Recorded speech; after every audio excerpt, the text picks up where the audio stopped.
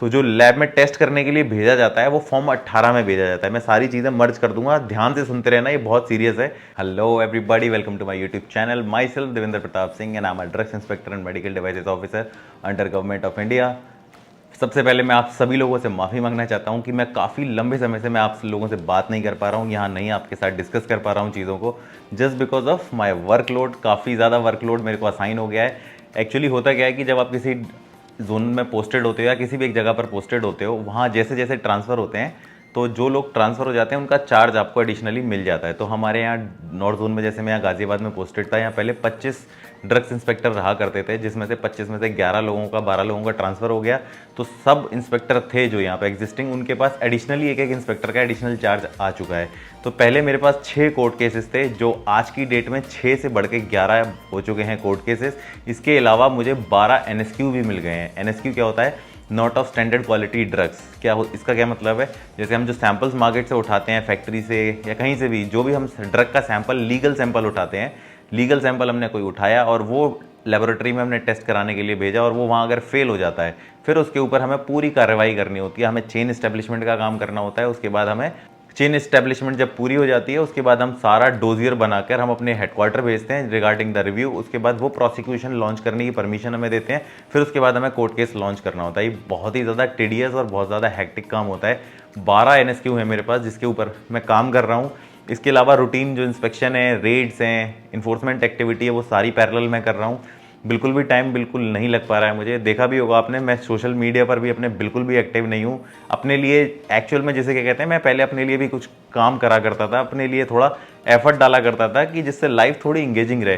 मैं वो सारे काम भी नहीं कर पा रहा हूँ। एनी हाउ मैं जैसे भी मेंटेन करके एक आधा घंटा अपने वर्कआउट और ट्रेनिंग के लिए निकाल पाता हूँ। बिकॉज क्या है कि वो काम आप बिल्कुल नहीं छोड़ सकते जिससे आप बेइंतहा प्यार करते हो। परिवार के बाद एक यही वो चीज़ है जिससे मैं सबसे ज़्यादा प्यार करता हूँ और जिसके बिना मैं रह नहीं सकता। तो जिम के लिए मैं नहीं अपना किसी भी तरीके से कॉम्प्रोमाइज़ कर सकता। जैसे तैसे जहाँ भी मुझे वक्त लगता है मैं जिम जाके पूरा करता हूँ।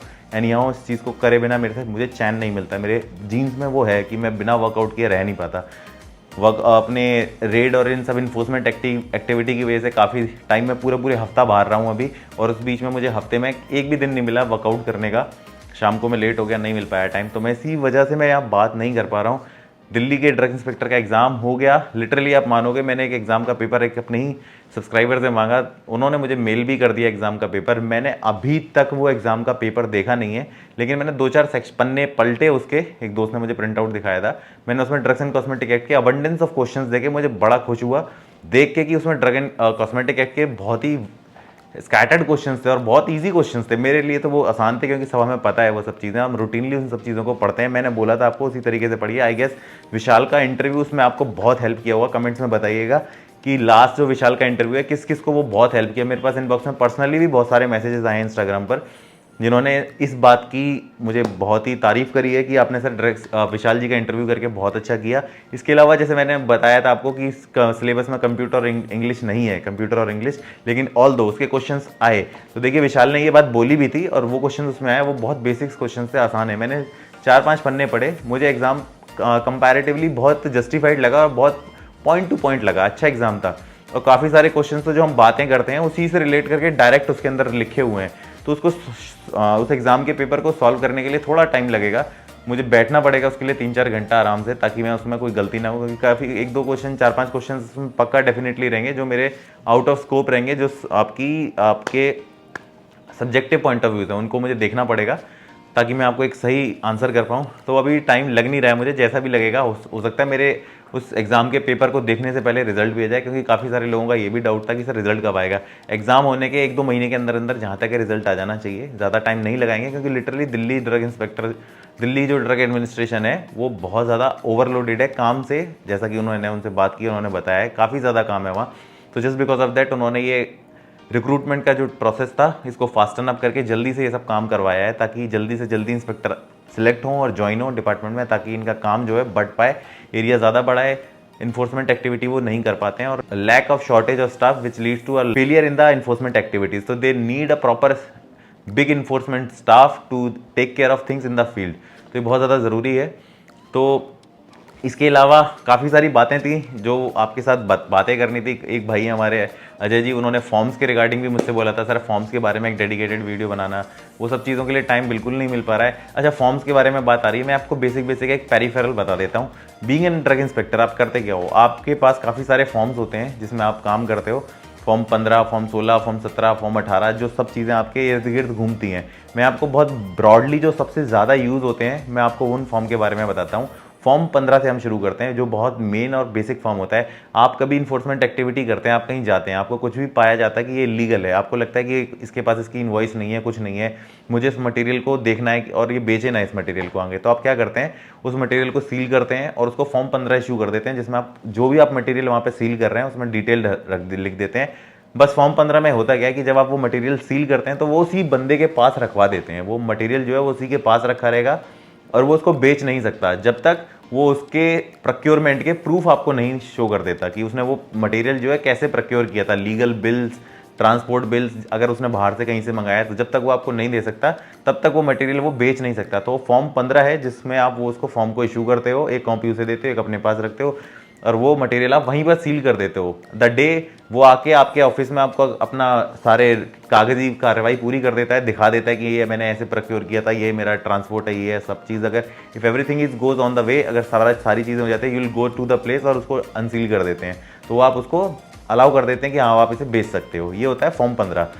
अब आप जाते हो इन्फोर्समेंट के लिए, अगर आपको लगता है कि हाँ ये स्पूरियस हो सकता है, ये कुछ लीगल है, सब कुछ है, तो आप उसे फॉर्म 16 इशू करते हो। फॉर्म 16 क्या होता है, सीजर का फॉर्म होता है। आप फॉर्म 16 में सीजर करते हो और अगर आपने वो मटेरियल सीजर किया, जैसा मैंने लास्ट वीडियो अपलोड किया था जिसमें हम हिमाचल और दिल्ली ड्रग कंट्रोल के साथ थे, उसमें जो सीजर किया था वो दिल्ली के ड्रग इंस्पेक्टर ने किया था, क्योंकि वो लोकली एरिया दिल्ली के ड्रग इंस्पेक्टर के अंडर में आता है।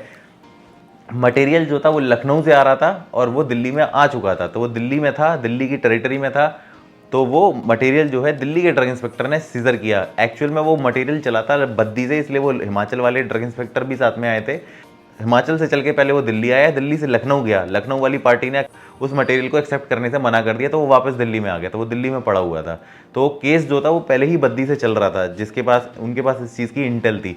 तो सीजर क्या होता है, फॉर्म 16 में आप सीजर करते हैं, मटेरियल कहीं पड़ा हुआ मिला, आपने वो मटेरियल सीजर में सीज कर दिया, पूरी डिटेल आप लिखते हैं, क्या मटेरियल है, कितनी क्वांटिटी है, सब कुछ आपको उसके अंदर लिखना पड़ता है, batch number, use before, manufacturing licence number, everything you have to mention on the form 16। Form 16 में you will mention everything and after the seizure you take the material with you. अगर वो शाम हो गई है तो आप उसको लेके अपने साथ चले जाते हो। टाइमली रहता है, अगर दोपहर में अगर आपने टाइमली सीजर कर दिया तो you'll take that material into the court. आप उस सारे मटेरियल को कोर्ट में लेके जाते हो, जो आपका वहाँ आपका कोर्ट होता है आपका लोकल, आप उस कोर्ट में ले जाके मजिस्ट्रेट के पास पेश करते हो कि ये साहब, जज साहब, हमने ऐसे ऐसे मटेरियल था, हमने ऐसे ऐसे रेड करी, हमें ये इलीगल पाया गया, हमने ये फॉर्म 16 में आपके अपना हमने ये सीजर कर दिया, ये हमारा ये मटेरियल है। अब वो मटेरियल वहाँ पर संभाल के वहाँ पर रख दिया जाता है, ठीक है। अगर वो किसी को हैंड ओवर करना होता है तो वो कोर्ट के माध्यम से एप्लीकेशन दी जाती है दूसरी पार्टी से। जैसे वो उस केस में क्या था कि हिमाचल ड्रग कंट्रोल वाले भी थे इंस्पेक्टर, वो वहाँ रहते, तो हिमाचल ड्रग कंट्रोल वालों को वो मटेरियल अपने कस्टडी में चाहिए था, तो उसकी परमिशन भी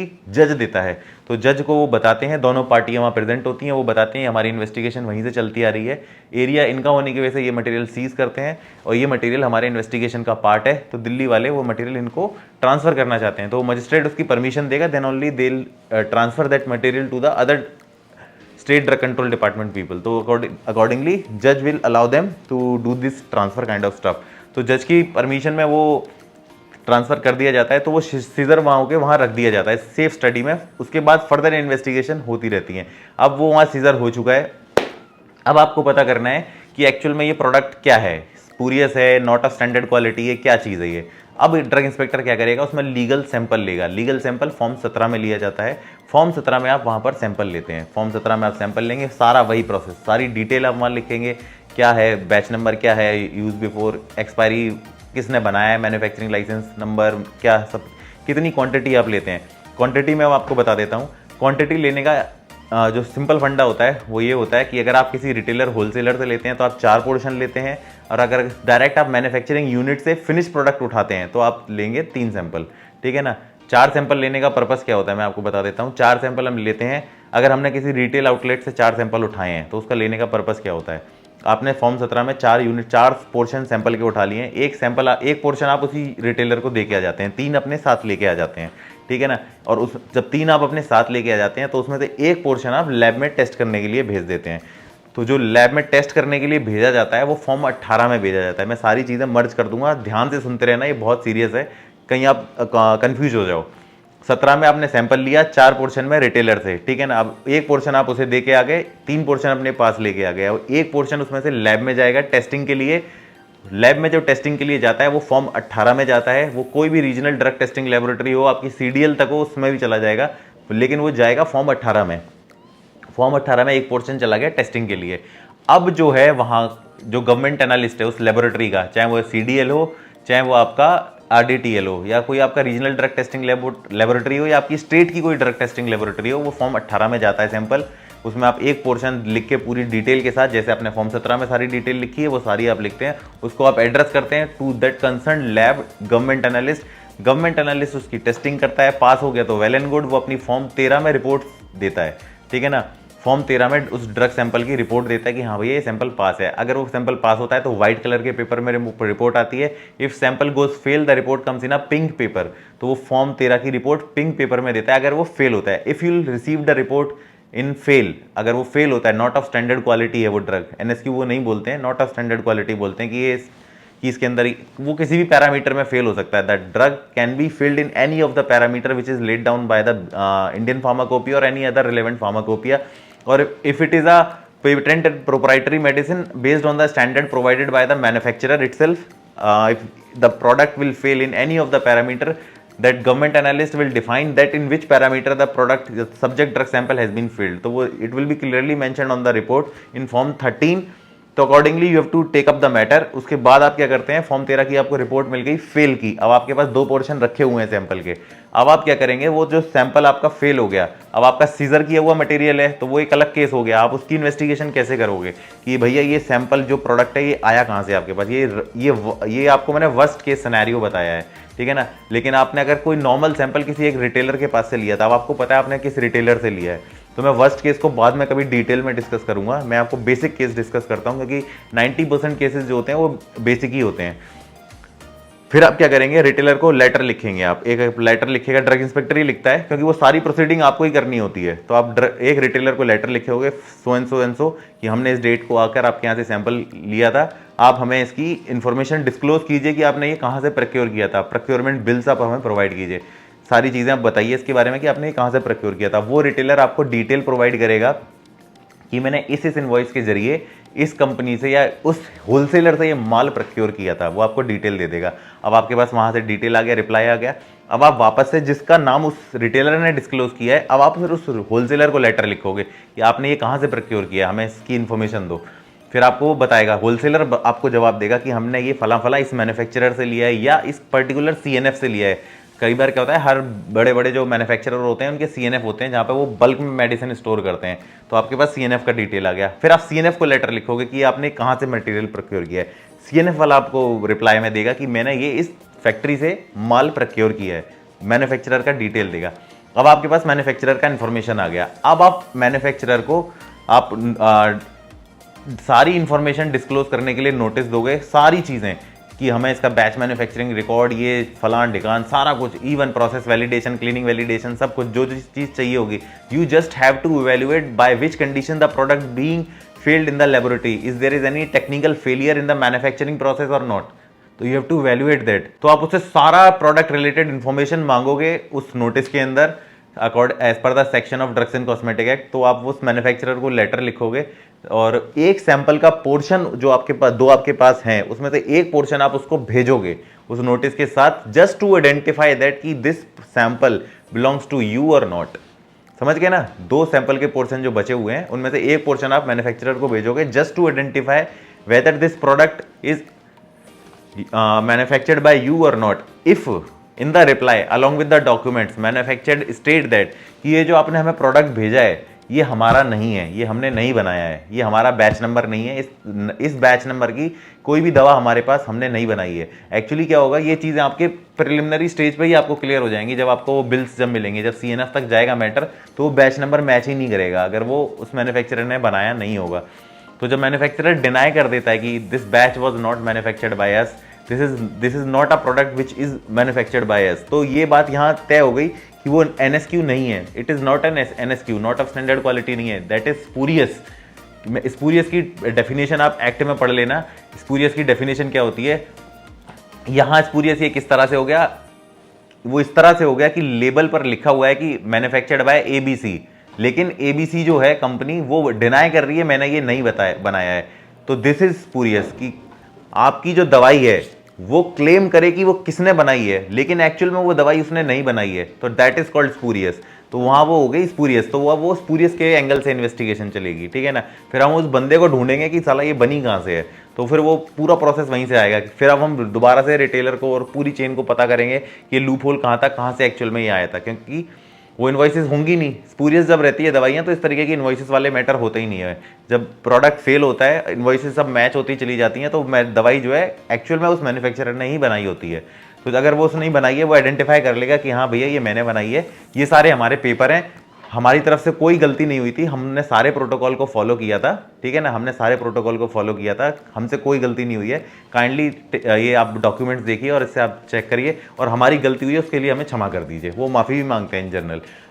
अब आपके पास पूरा डोजियर आ गया मैन्युफैक्चरर का, आप उसे वैल्यूएट करोगे, फिर आप उस मैन्युफैक्चरर को लेटर लिखोगे कि भाई आपने हमें इसमें इंटेंट में ये नहीं बताया है कि ये जो गवर्नमेंट एनालिस्ट की फॉर्म 13 में रिपोर्ट आई है, उसकी एक कॉपी भी आप उसको भेजते हैं, आपकी ये जो रिपोर्ट आई है आप इसको चैलेंज करना चाहते हैं कोर्ट ऑफ लॉ में या नहीं। अगर वो चैलेंज करेगा, लिखता है कि हाँ भैया मैं इसे चैलेंज करना चाहता हूँ, मैं नहीं मानता कि ये जो टेस्टिंग है ये सही हुई है, आपकी लेबोरेटरी ने टेस्टिंग जो है वो गलत की है, मेरा प्रोडक्ट तो मस्त है और यहाँ मेरा प्रोडक्ट पास हुआ है, आपके टेस्टिंग में कुछ दिक्कत है, तो वो उसके लिए डिमांड ड्राफ्ट देता है, जो भी गवर्नमेंट फीस होती है वो उसको कोर्ट में पे करेगा, उस जज उस कोर्ट में जहाँ ये सब मैटर चल रहा होगा, हम वो कोर्ट से जाएगा, डिमांड ड्राफ्ट देगा, और जो अब मेरे पास एक सैंपल का पोर्शन रह गया है, अब वो जो सैंपल का पोर्शन है वो मैं फॉर्म वन में मजिस्ट्रेट के अप्रूवल के बाद मजिस्ट्रेट उसको लैब में भेजेगा, कहाँ, CDL, central drug laboratory Calcutta में भेजेगा, और अब जो रिपोर्ट आएगी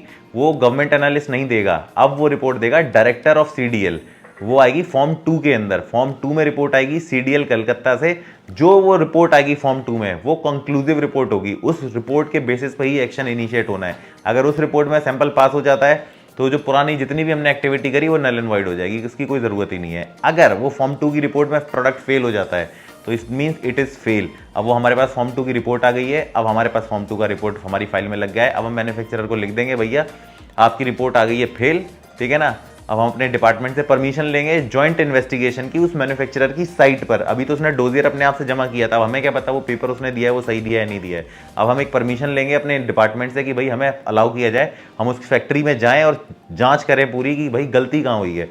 हम उस परमिशन के बिहाफ पर वहाँ जाते हैं, पूरी इन्वेस्टिगेशन करते हैं और पूरी रिपोर्ट विद कंक्लूसिव एविडेंस लेके आते हैं कि कहाँ गलतियाँ इनसे हो सकती हैं।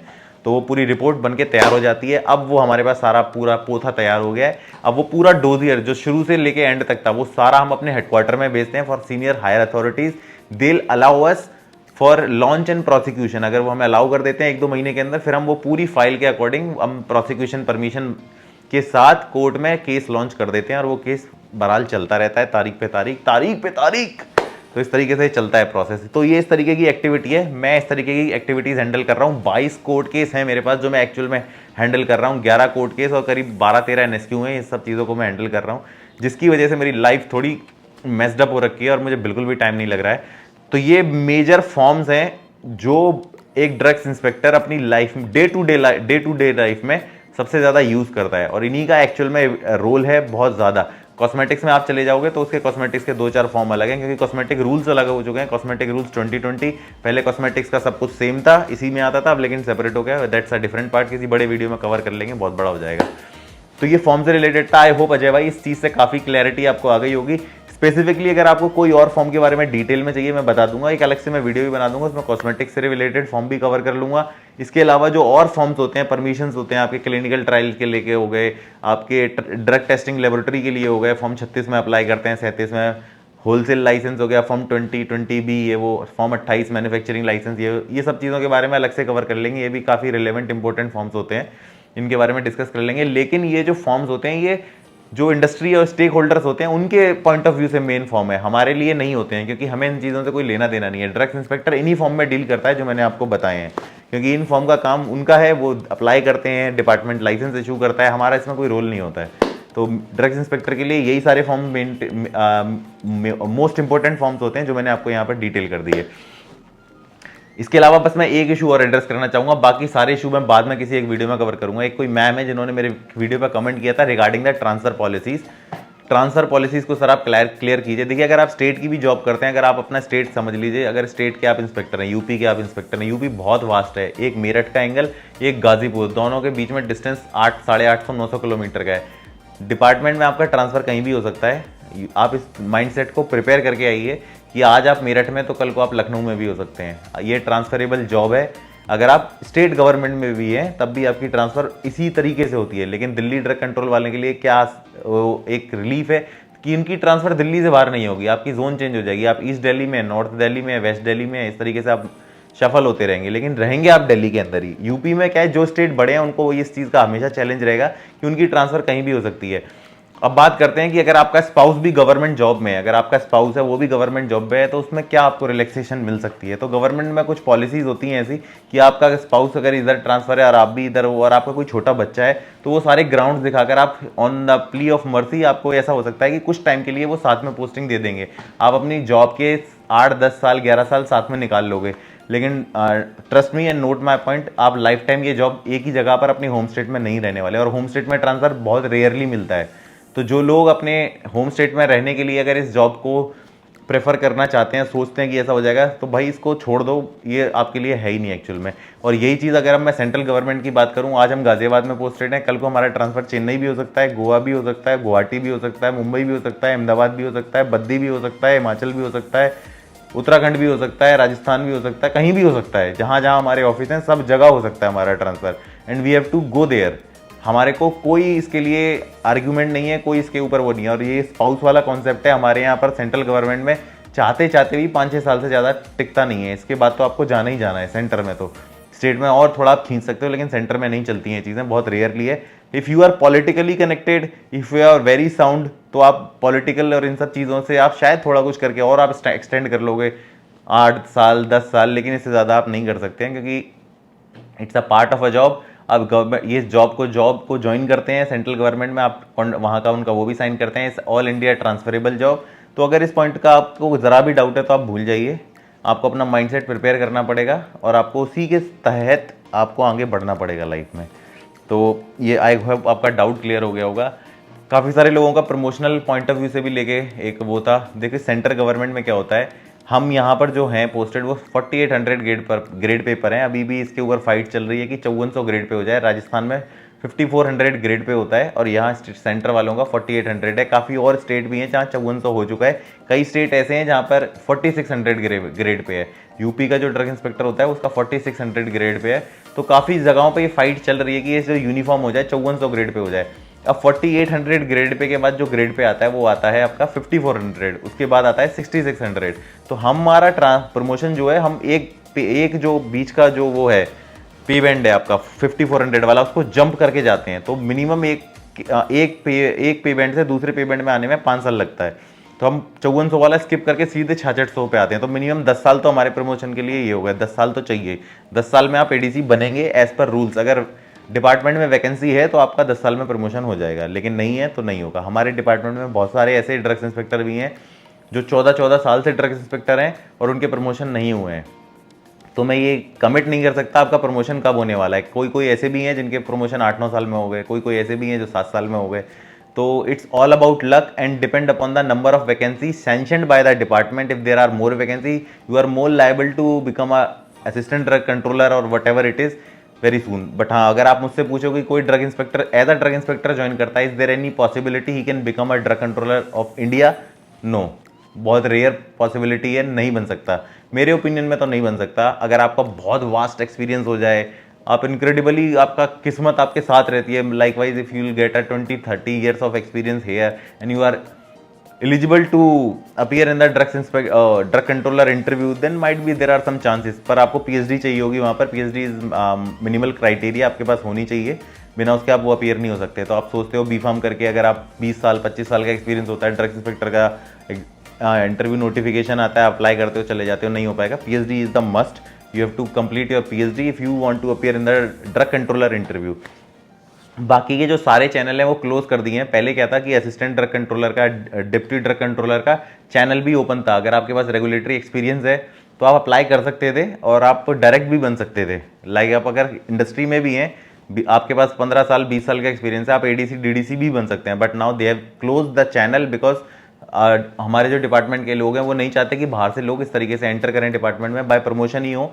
अगर आप इसमें मेरा ओपिनियन पूछेंगे तो मुझे इस बारे में मेरा मिक्स्ड ओपिनियन है। मेरे हिसाब से मैं ऐसा मानता हूँ कि 10% सीट है ना बाहर वालों के लिए ओपन रखनी चाहिए और हमेशा होनी चाहिए। लाइकवाइज मैं पहले ही ओपन था और अगर जो लोग इस बात से सहमत रखते हैं तो यू आर इवन नाउ, अगर आप अभी भी फ्री हैं इस चीज़ के लिए, आप कोर्ट में जाकर इस चीज़ के लिए आप दाखिला भी फाइल कर सकते हैं कि नहीं भैया ADC के लिए DDC के लिए जो पोस्ट होती हैं जॉइंट ड्रग कंट्रोलर की पोस्ट होती हैं, आप कोर्ट में डाल सकते हैं। You are free to go do कि 10% वैकेंसी है, जो UPSC डिसाइड करे वो उतनी हमेशा ओपन रहनी चाहिए। हमारे पास रेगुलेटरी एक्सपीरियंस है, हम जाके इसमें अंदर एंटर कर सकते हैं। पिछले कई सालों में काफ़ी सारे ऐसे लोग आए थे, लेकिन अब ये पॉलिसी बंद कर दी है।